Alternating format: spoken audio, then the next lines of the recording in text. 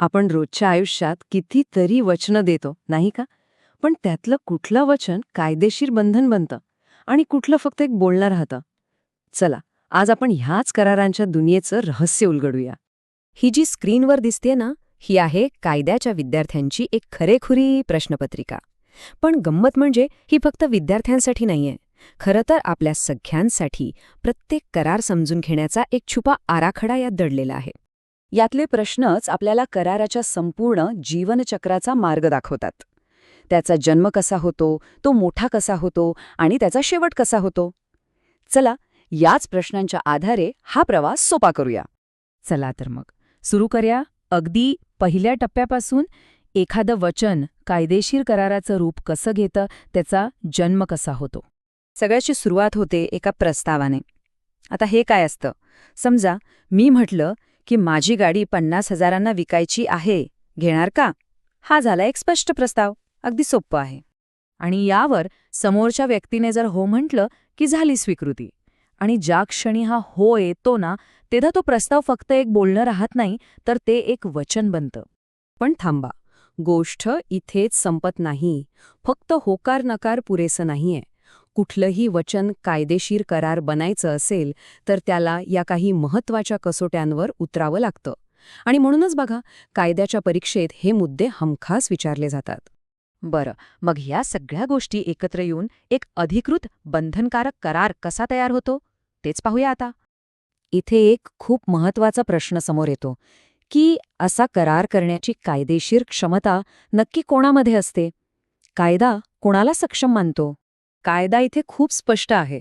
व्यक्ती सज्ञान असावी, तिची मानसिक स्थिती स्थिर असावी आणि दुसऱ्या कुठल्या कायद्याने तिला अपात्र ठरवलेलं नसावं. या नियमांमागे एकच उद्देश आहे: अशा लोकांचं संरक्षण करणं ज्यांना कदाचित आपण काय वचन देतोय याचे परिणाम पूर्णपणे कळणार नाही. आता इथे एक महत्त्वाचा फरक आहे, तो समजून घेऊ. शून्य करार आणि शून्य करणीय करार. शून्य करार म्हणजे तो जो जन्मापासूनच अवैध आहे. समजा काहीतरी बेकायदेशीर काम करायचा करार केला तर तो सुरुवातीपासूनच शून्य. पण शून्य करणीय म्हणजे काय? म्हणजे तो करार एका पक्षाच्या इच्छेनुसार रद्द होऊ शकतो. उदाहरणार्थ, जर कुणाला धमकावून सही घेतली असेल तर ज्याला धमकावलंय तो पक्ष नंतर हा करार रद्द करू शकतो. आणि आता आपण येतोय कराराच्या अगदी गाभ्याशी, त्याच्या आत्म्याशी. ही संकल्पना परीक्षांमध्ये इतकी विचारली जाते की विचारायची सोय नाही. ती म्हणजे स्वतंत्र संमती. स्वतंत्र संमती म्हणजे नेमकं काय आणि का आहे ती इतकी महत्वाची? सोपं आहे. जर संमतीच दबावाखाली किंवा फसवणुकीने घेतली असेल तर तो करार न्याय्य कसा असू शकतो? बरोबर ना? कायद्यानुसार संमती स्वतंत्र तेव्हाच मानली जाते जेव्हा ती 5 विशिष्ट गोष्टींमुळे दिलेली नसते. पहिला म्हणजे जबरदस्ती. सरळ सरळ उदाहरण: कुणी तुमच्या डोक्याला बंदूक लावून कागदांवर सही घेतली तर ती संमती स्वतंत्र नाही. विषय संपला. दुसरा आहे अनुचित प्रभाव. म्हणजे काय? तर आपल्या पदाचा किंवा विश्वासाचा गैरवापर करणं. जसं की एखादा डॉक्टर त्याच्या रुग्णाला सांगतो की तू तुझी जमीन मला कमी किमतीत विक, आणि रुग्ण त्याच्यावर विश्वास ठेवून ते करतो. इथे शक्तीचा गैरवापर झाला. तिसरं अर्थातच फसवणूक.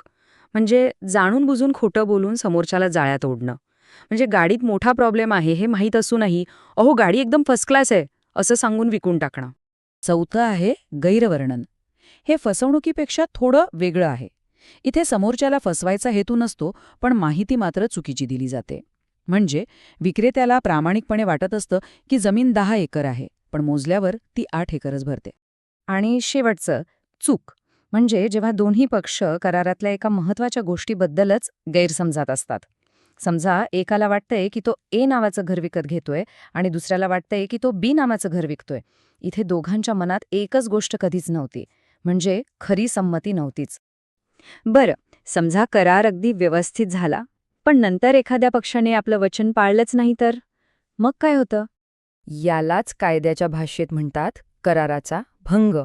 आणि जेव्हा असं होतं तेव्हा ज्या पक्षासोबत अन्याय झालाय त्याला कायदा काही उपाय देतो. मुख्यतः 3 उपाय आहेत. पहिला, नुकसान भरपाई. म्हणजे जे नुकसान झालंय ते पैशांच्या रूपात परत मिळवणं. दुसरा, विशिष्ट कामगिरी. म्हणजे कोर्टाला सांगून समोरच्या पक्षाला ते वचन पूर्ण करायलाच लावणं. आणि तिसरा, मनाई हुकूम. म्हणजे त्याला काही चुकीचं करण्यापासून थांबवणं.